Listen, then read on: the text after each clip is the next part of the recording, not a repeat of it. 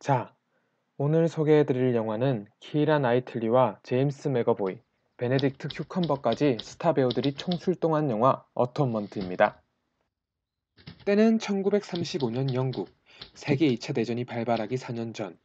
영화는 옛날 타자기 치는 소리와 함께 시작합니다. 영국의 대저택에 사는 브로니는 지금 막 자신의 첫 연극을 완성했습니다. 자신의 첫 작품을 자랑하기 위해 엄마를 찾던 브로니는 가정부의 아들 로비를 만났습니다. 네, 이 멋진 남자가 그 유명한 제임스 맥어보이입니다. 큰오빠 리온이 오는 오늘 13살 브로니는 동네 아이들과 함께 자신의 연극을 발표하려고 합니다. 그런데 배우인 쌍둥이와 그 언니 룰라는 그다지 할 마음이 없어 보입니다. 한편 이 아름다운 여인은 여러분들도 다 아시는 22살의 키이라 나이틀리, 극중에서는 브로니의 언니인 세실리아입니다. 서로에 대한 감정이 있지만 그 감정에 솔직하지 못한 로비와 세실리아. 로비는 의과대학으로 진학하려고 하는데 세실리아는 그가 자신의 곁을 떠난다는 것이 마음에 들지 않습니다. 둘이 말다툼을 하다가 비싼 화분을 로비가 부러뜨리고 부서진 조각을 찾기 위해 세실리아는 로비 앞에서 옷을 벗고 분수에 들어가 조각을 찾아옵니다.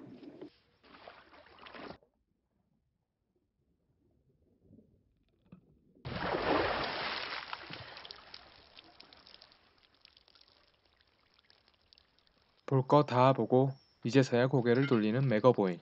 그리고 브로니는 그 광경을 목격하게 되고 평소에 자신이 좋아하던 로비 앞에서 세실리아가 옷을 벗는 것을 보고 놀라게 됩니다. 한편 큰오빠인 리오는 자신의 친구인 큐컴버, 아니 폴과 함께 집으로 돌아왔습니다. 집으로 돌아온 리온과 폴, 그리고 세실리아는 호수에서 휴식을 취하고 있는데 세실리아는 리온이 로비를 저녁 식사에 초대했다는 사실을 달가워하지 않습니다. 한편 호수에서 집으로 돌아온 큐컴버는 느끼한 미소를 지으며 쌍둥이의 누나에게 접근합니다.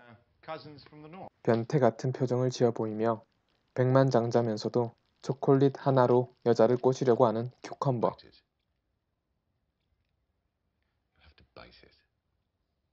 한편 로비는 세실리아를 그리워하며 낮의 일에 대해 사과 편지를 쓰고 있습니다.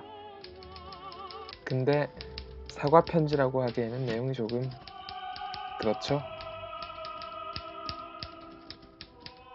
역시나 장난이었는지 방금의 편지는 접어두고 세실리아에 대한 자신의 마음을 전하는 편지를 쓰는 로비. Dear Cecilia, you'd be forgiven for thinking me mad. The way I feel rather light-headed and foolish in your presence, see, and I don't think I can blame the heat. 멋있게 차려입고 저녁 식사에 가는 로비. 가는 길에 풀숲에서 놀고 있는 브로니를 만납니다. 그리고 자신의 편지를 언니에게 전해달라고 부탁하는 로비. See, I've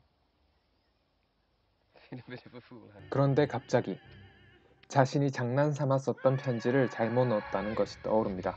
역시나 남의 편지는 읽어야 제맛이죠.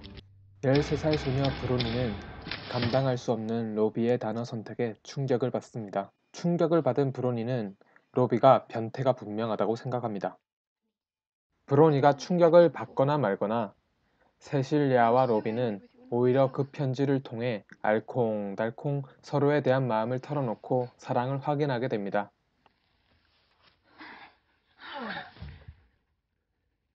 그리고 또 그것을 목격하게 되는 브로니. 브로니는 자신의 언니가 겁탈당한 게 분명하다고 생각합니다. 그렇게 오해가 깊어진 채 가족들은 저녁 식사를 위해 식탁에 모였습니다. 그런데 이제 쌍둥이가 사라졌습니다. 쌍둥이를 찾으러 나선 사람들. 그 와중에 브로니는 역시나 혼자서 돌아다니고 있네요. 브로니는 헤매다가 쌍둥이의 언니 롤라가 겁탈당하게 되는 것을 또 목격하게 됩니다. 네, 하루 사이에 참 많은 걸 목격하는 브론이네요.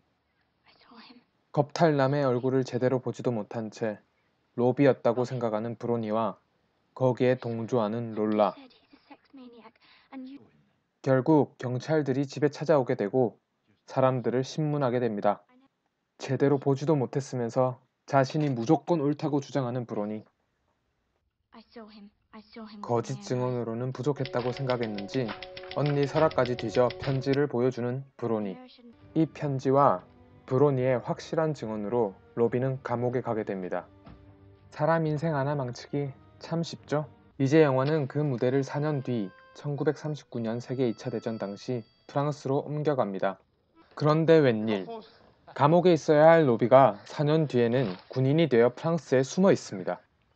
그렇습니다. 로비는 감옥에서 징집되었고 현재는 부대에서 낙오되어 있었던 것이었습니다.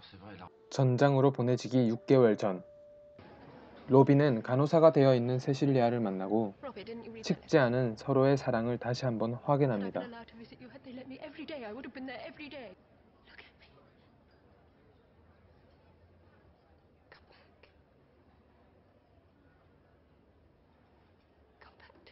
그리고 휴가 때 함께 친구의 오두막으로 여행 가자고 약속하는 둘.